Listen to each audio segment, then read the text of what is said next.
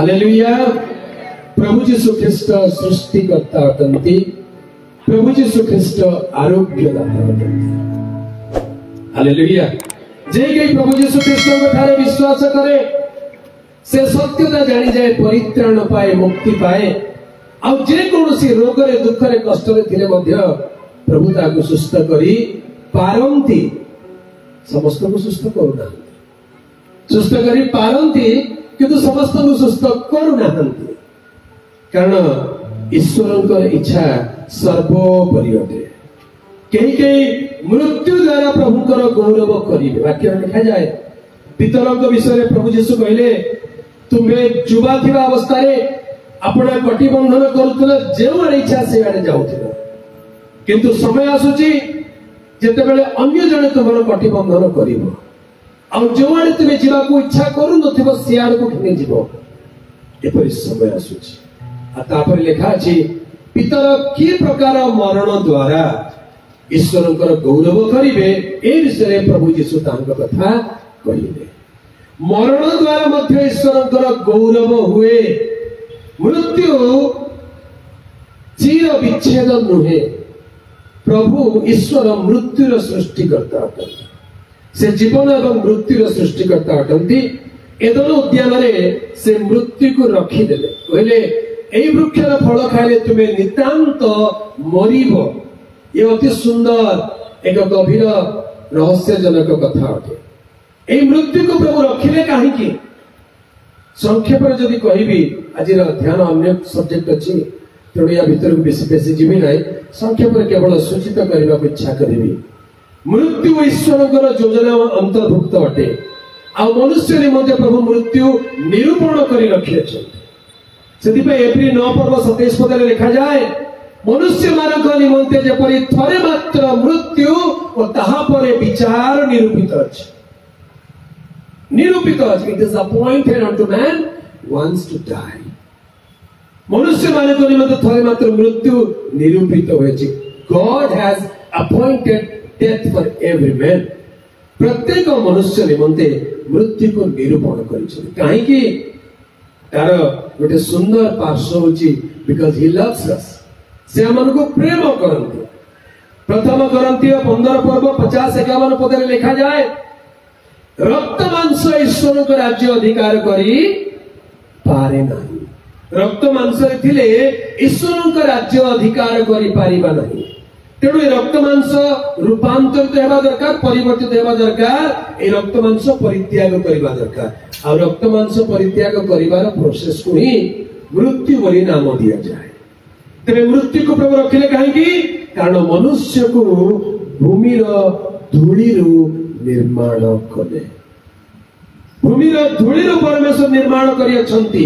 आ या ईश्वर को योजना अटे, ए धूली रे निर्मित मनुष्य दिने मृत्यु भोग करिवो। आ मृत्यु तारे तार शरीर रूपांतरित हेबो, स्वर्गीय शरीर पाइबो, एक अक्षय शरीर, गौरवमय शरीर पाइबो। आ सेही प्रकार अनंत काल ईश्वर को सहित रहिबो। हालेलुया। तबे कार कार मन रे द्वंद्व आसे। आज्ञा दुई जण लोक न मरि के स्वर्ग जाइछन। किए किए? आज्ञा हनक आउ एलियो। हनक केते दिन हलानी स्वर्ग को जाई के? स्वर्ग को बोली करे ईश्वर को निकट को जाइछ। एलियो मध्ये ईश्वर को निकट को जाइछ। केते दिन हलानी? हनक मरि के गोटे 4-5 दिन हला। मरि तो नांदी स्वर्ग प्रभु को पाकु जाई के। आउ एलियो जाई के गोटे 3 दिन खंडे हबो। जमारू नहीं कि प्रभु कहते अरे हनक आउ टिके रही जा, 4-5 दिन तो है टिके अपेक्षा कर। एलियो कहते प्रभु जल्दी पठाओ, हम पृथ्वी को जीवु, गले सिना देह त्याग करू। नाई ना तबे तो आसिक 3 दिन जमा हिची। आ किसी दिन अपेक्षा कर। प्रभु जी स्वर्ग को जाई केते दिन हैला?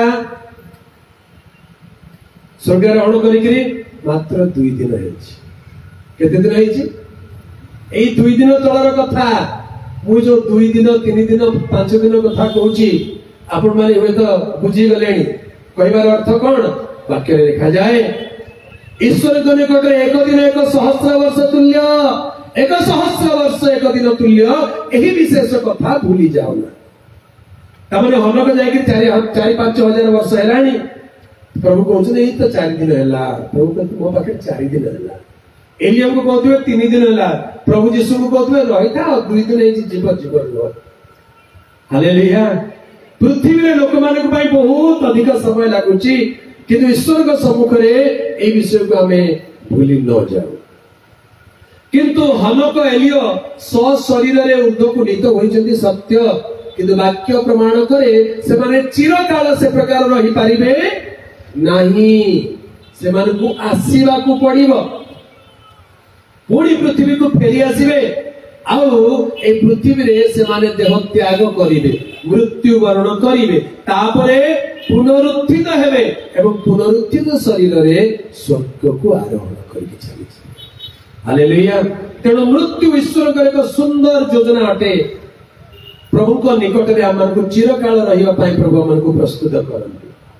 प्रभु का पवित्र नाम रो गौरव। सेथि पई ईश्वर प्रत्येक मानव जाति को ए मृत्यु पाप रो विनाश रो नरक रो रक्षा करिबा पई परित्राण रो अनंत योजना करियछि।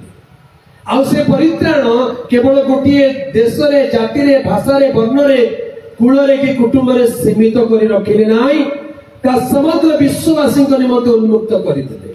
कारण शास्त्र रे लिखा जाए, कारण ईश्वर जगत को एडे प्रेम कले।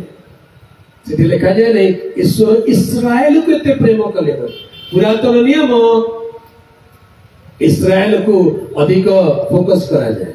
इस्राएल गोटे देश भाव में, जाति भाव में, प्रभु मनोनीत वंश भाव में प्रभु तांकर जत्न नेले। किंतु ईश्वर को पुत्र जगत को आसिला उतारे से केवल गोटे इस्राएल देश पाई बा जाति पाई नुहे, ताहाको द्वारा समग्र विश्ववासी निमंते परित्राण द्वार को उन्मुक्त करियछन्ति।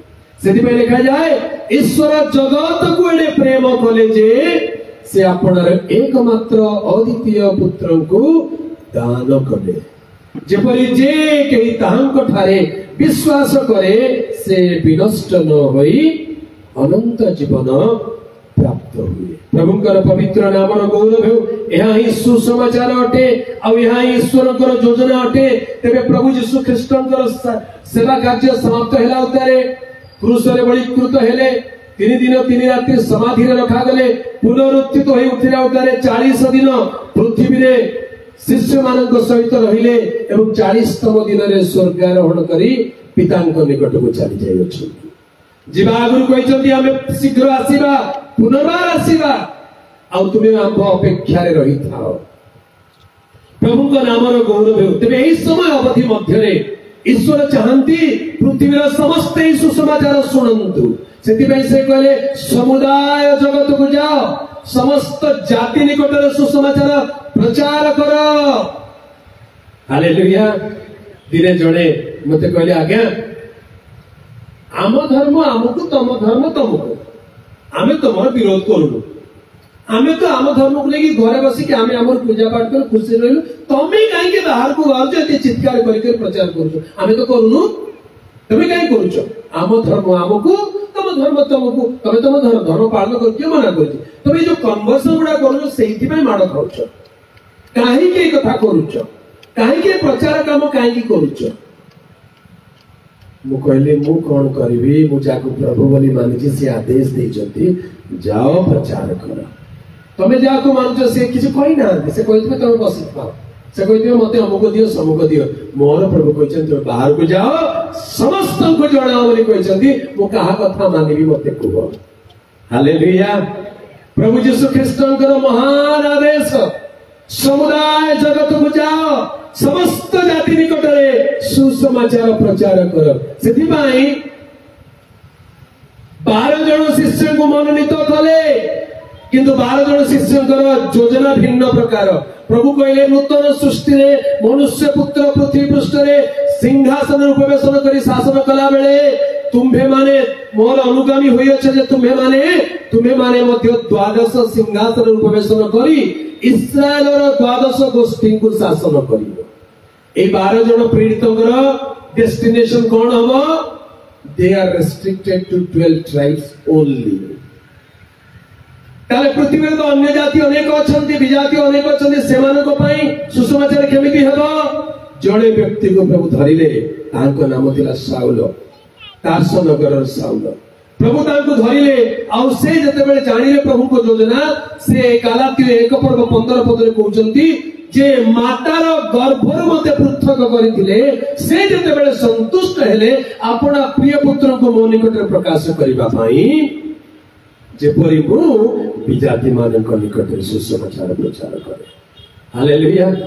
पाउल जानी गले मो जीवन उद्देश्य कोन मु विजाति मानक पाखरे सुसमाचार प्रचार करिवि आउ 12 जन भाई माने 12 गोष्ठी रे प्रचार करिवि से बाहरिले प्रचार करिबा को रक्त मांस सहित संपर्क न करी बाहरी गली आउ पाउल बड़ अकल रे पड़ी गले कोन दिने से मंडली को ताड़ना करुथिले तेणु जेतेबेले से प्रभु यीशु को विश्वास करी परिवर्तित हेले मंडली रे विश्वासी माने तांकू ग्रहण करी पाउनथि डरुचंती अरे नहीं नहीं ये गोटे नुआ पैतरा हेतिबो ये गोटे नुआ चालाकी हेतिबो से हमकु ताड़ना करुथिले एबे भी करिवो सावधान। विश्वासी माने ताहांको सहित मिसिबा को भय करुथिले ए पाखरे विश्वासी मिसु नांती से पाखरे इस्राएल माने कहउछन अच्छा तमे कोन आजी यीशु को कथा प्रचार करबा आरंभ करनी से माने कहले नहीं तुमको विश्वास कर जे परिबे निज लोक छाड़ी देले मंडली छाड़ी देले आ विजाति मानको पाखरे प्रचार कला बेलू को बाहर लोक पत्थर फबाडुचंती की प्रकार एक डेंजरस रिस्की लाइफ पाउलंकर हे गला। हालेलुया। केही बुझिबा को नांती आगे केही बुझु नांती निज लोक बुझु नांती निज लोक कहउछनी पाउल व्यवस्था विरुद्ध रे प्रचार करूचंती व्यवस्था विरुद्ध रे ईश्वर को भिन्न तरीका रे उपासना करबा को शिक्षा देउचंती पाउल भंड शिक्षक पाउल को मारी दियो बोली इस्राएल माने खोजुचंती मंडली रे लोक माने पाउल को ग्रहण करबा को भय करूचंती विजातीय माने पाउल को ताड़ना करूचंती तथापि पाउल कहले मु जान को मोर प्राण देई सेवा करे से ईश्वर को पुत्र जे मते प्रेम करी मो सकासे आपन को दान कले ताहांको ठारे विश्वास करी जीवन यापन करूछि। हालेलुया।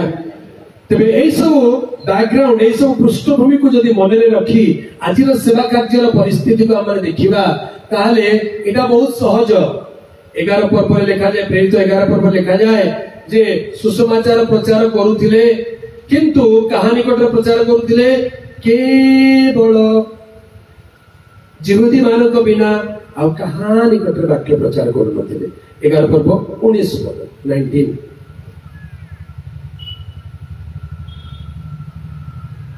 इतिमध्ये स्तिफान को सकासे घटिथिबा क्लेश हेतु जो माने छिन्न भिन्न होई जाइथिले से माने फोइनिकिया साइप्रस और अंतियोकिया पर्यंत भ्रमण करी केवल जिहुदी मानक बिना आउ काहारी निकटरे वाक्य प्रचार करूनथिले वाक्य प्रचार करूथिले किंतु केवल जिहुदी मानक बिना आउ काहारी निकटरे वाक्य प्रचार करू नथिले एटा को टिके भल्लरे आज बुझिबा चेष्टा करूची प्रचार करूचंती किंतु केवल जिहुदी मानक पाखरे